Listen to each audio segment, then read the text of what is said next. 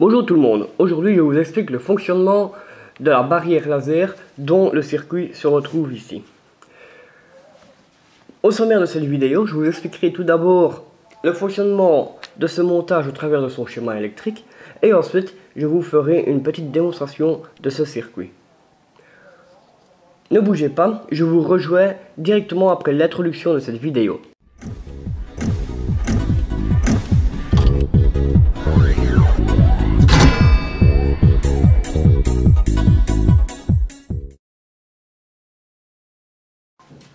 Nous nous retrouvons devant le schéma électrique de ce circuit, à savoir que ce schéma, je l'ai réalisé sur deux feuilles recto verso A4 pour plus de clarté de ce schéma.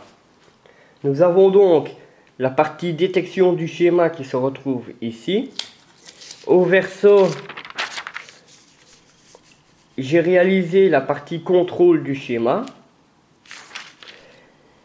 Ici, on retrouve la partie temporisation du circuit et le restant du schéma est la partie tout simplement de l'alarme, de la sirène d'alarme. Donc c'est bien beau d'avoir, je veux dire, un schéma comme ceci, mais c'est encore meilleur de pouvoir comprendre le fonctionnement du circuit une fois qu'il sera alimenté. On voit déjà, comme on a pu voir ici, j'ai utilisé là un régulateur de tension 78,05 pour avoir en sortie de celui-ci une tension stabilisée en 5 volts qui me servira à alimenter mes 4 portes non qui se trouvent ici, donc 3 ici et une ici.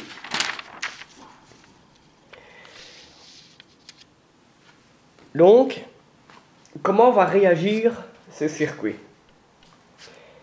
Il faudra qu'une fois que le montage est alimenté,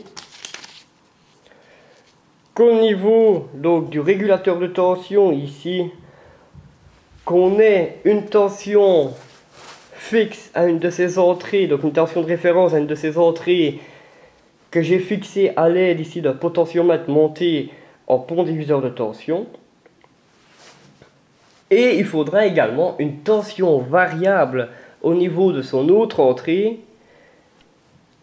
dont cette tension va monter ou descendre, et ceci grâce à un phototransistor.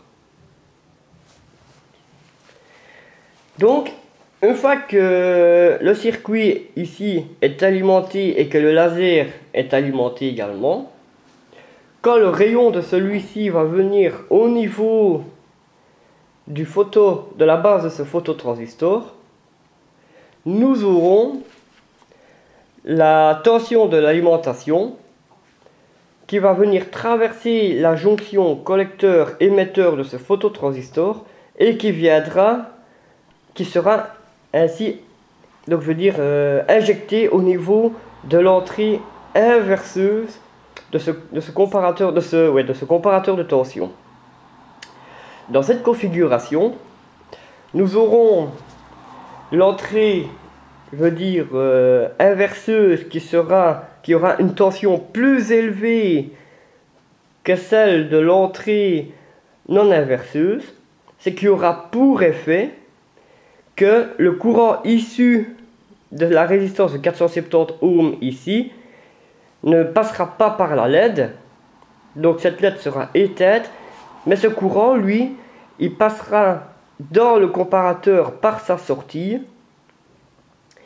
et sera dévié vers le négatif au travers du transistor interne dans le comparateur. En même temps, à sa sortie, on voit qu'il y a une résistance de 470 kΩ qui sera une résistance de contre-réaction négative qui fera que le courant ici sera en même temps injecté à l'entrée inverseuse de ce comparateur, ce qui aura pour effet que la sortie sera stabilisée dans son état. Ici donc on voit quand le laser touche la base du phototransistor que l'entrée inverseuse, la tension de l'entrée inverseuse est plus importante que la tension de l'entrée non inverseuse, mais cette tension est également appliquée à l'entrée non inverseuse d'un second comparateur, et la tension au niveau, la tension de référence est elle également appliquée à l'entrée inverseuse du second comparateur, ce qui aura pour effet du coup que là l'entrée non inverseuse sera plus importante que l'entrée inverseuse, ce qui aura pour conséquence du coup on aura l'effet inverse au premier comparateur, et donc le courant issu de cette résistance ici, lui, ne passera plus dans le comparateur par sa sortie, mais sera injecté directement à l'entrée d'une porte non ici, ce qui aura pour effet que l'entrée ici sera placée à un niveau logique haut, et donc en sortie, vu que c'est une porte non, nous aurons un niveau logique bas. Lui-même injecté à l'entrée d'une seconde porte non, ce qui aura pour effet qu'en sortie de cette deuxième porte non, on va retrouver un niveau logique haut qui sera déjà premièrement injecté à la broche de déclenchement d'un oscillateur bistable. Ce niveau logique haut sera également injecté à l'entrée d'une troisième porte non, à l'issue de laquelle on aura du coup un niveau logique bas qui lui sera injecté à la broche de réinitialisation de ce bistable.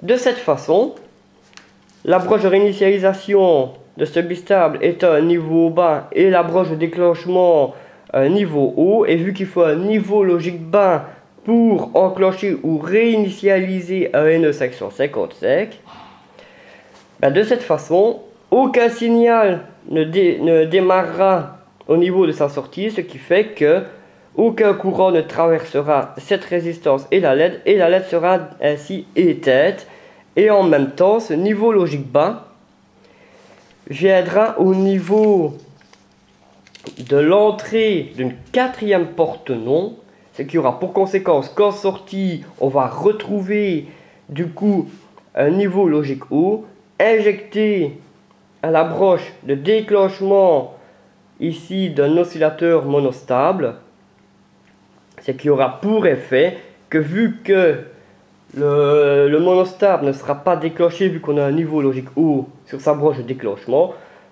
en sortie on aura une absence de signal qui ne permettra pas ainsi à la LED de s'allumer par sa résistance talon. En même temps, vu qu'on n'a pas de courant qui démarre de la sortie du monostable, la stable ici ne sera pas alimentée par sa broche d'alimentation, ni le second instable qui se situe ici, et du coup aucun son ne se fera entendre au travers du haut-parleur ici.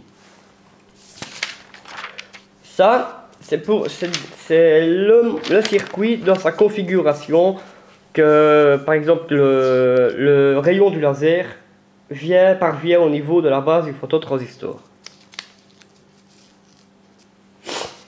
Si maintenant, pour tierce raison, le rayon du laser est coupé, donc celui-ci ne parviendra plus à la base du phototransistor, celui-ci ne laissera plus passer le courant issu de l'alimentation au travers de sa jonction collecteur-émetteur, et donc l'entrée inverseuse du comparateur aura une tension beaucoup plus faible que celle présente à l'entrée non inverseuse de ce comparateur, ce qui aura pour conséquence que la sortie va basculer.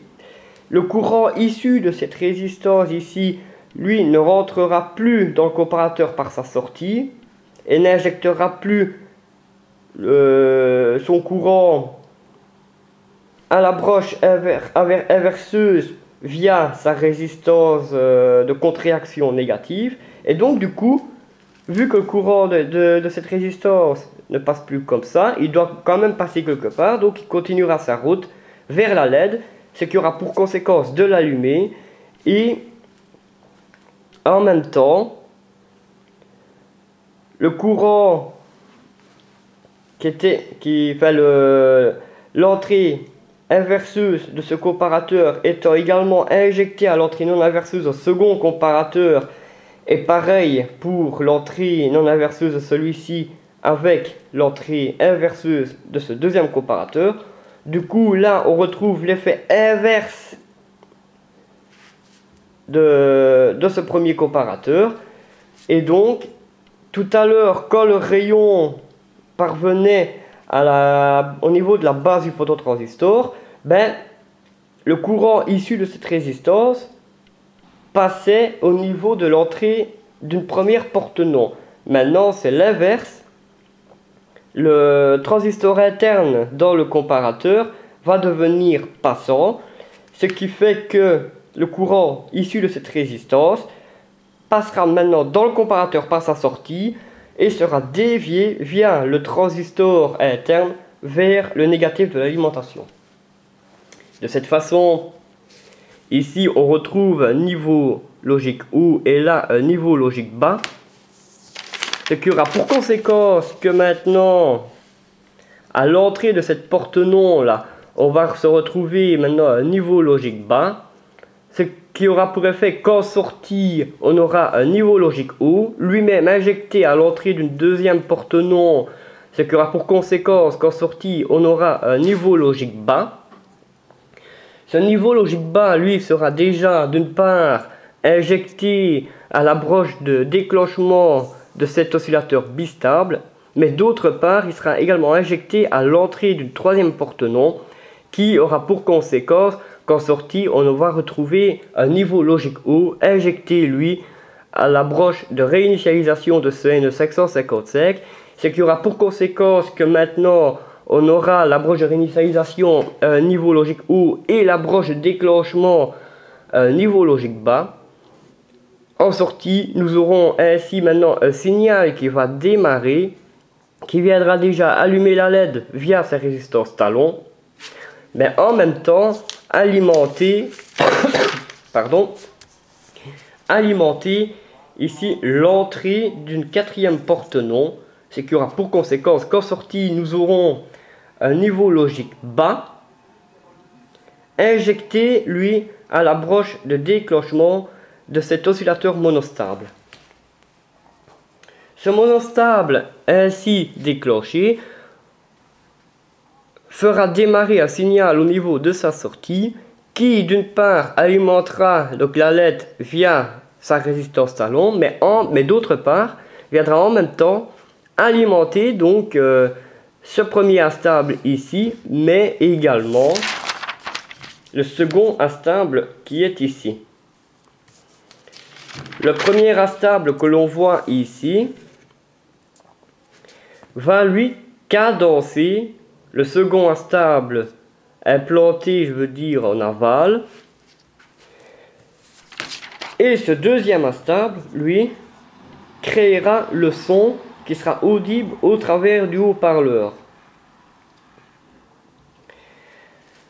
Ici, on voit que j'ai mis la broche sec, j'ai raccordé à la sortie du premier instable via une résistance de 10 kΩ qui va, elle, me permettre de diminuer assez bien donc le courant issu de la sortie vers la broche de référence de ce N555, mais en même temps, j'ai raccordé cette broche de référence à un condensateur de 100 microfarad, lui-même raccordé au négatif. De cette façon, les variations du son produit par le haut-parleur seront, je veux dire, lissées et pas brutes, quoi. Vous entendez, oui, vous entendrez donc, ce que je veux dire par là, ces variations, vous les entendrez quand je ferai la démonstration de ce circuit. Donc maintenant, si vous avez vu toutes mes vidéos jusque maintenant, vous savez pourquoi j'ai utilisé ici un condensateur entre la résistance raccordée à la sortie et le haut-parleur. Donc, ce haut-parleur va émettre un son le temps de la temporisation du monostable qui est situé ici. En effet, la temporisation de ce monostable est réglée par les deux éléments se trouvant ici, donc par la résistance de 470 kΩ et le condensateur de 100 microfarads, ce qui donne une temporisation d'environ 52 secondes. Et si même le rayon du laser reparvient au niveau de la base du phototransistor, tant que la temporisation ici n'est pas terminée, le monostable continuera à alimenter les deux astables en aval, ce qui aura pour effet que la sirène continuera à retentir. Une fois que la temporisation est finie, le monostable arrêtera ainsi d'envoyer un signal au niveau de sa sortie, donc la LED ici sera éteinte, mais les deux astables placés en aval ne seront plus du coup alimentés et le haut-parleur ne retentira plus aucun son. Donc voilà, en ce qui concerne le fonctionnement de ce circuit qui est la barrière laser. Ici, comme vous pouvez constater, il y a quand même pas mal de puces électroniques, donc à savoir ici un comparateur LM339. Là, nous avons un régulateur 7805, des porte-noms, donc une petite issue de puce 7404 et 4 NE 555. Donc deux là, un sur l'autre page et un ici. Si j'ai utilisé autant de puces électroniques, voilà, c'est parce que je me suis dit le fonctionnement, selon mes connaissances, le fonctionnement, je pourrais avoir un effet comme ça en utilisant ces composants de cette façon.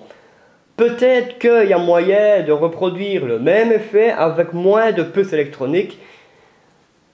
Si c'est le cas, vous pouvez toujours me le faire savoir au travers des commentaires de la vidéo. Concernant les explications, j'espère avoir été assez clair, assez simple et pour que vous compreniez quelque chose facilement. Si tel n'est pas le cas, n'hésitez pas de toute façon comme d'habitude à me le faire savoir par le biais des commentaires. Pardon.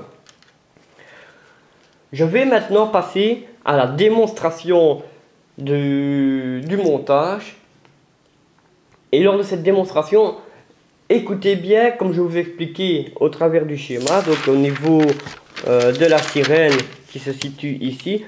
Lors de la démonstration, écoutez bien les variations du son de ce que je voulais vous dire, qu'elles sont lissées via le condensateur ici et qu'elles ne sont pas brutes à l'oreille. Vous allez comprendre.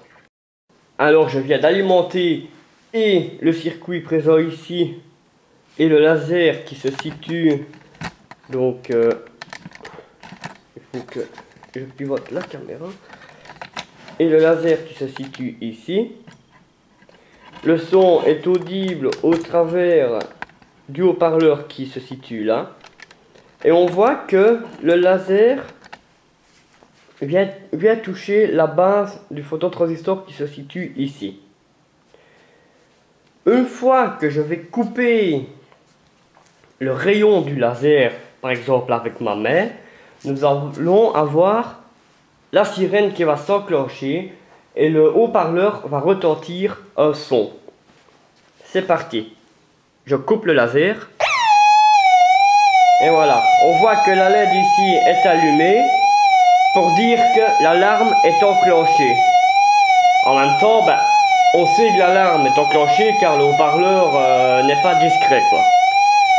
Cependant, vous entendez ce que je voulais dire par variation de son. On entend que c'est lissé, un peu comme une sirène, quoi. Donc je vais couper, ça dure 52 secondes. Voilà. Donc voilà un peu pour ce qui est de cette barrière laser.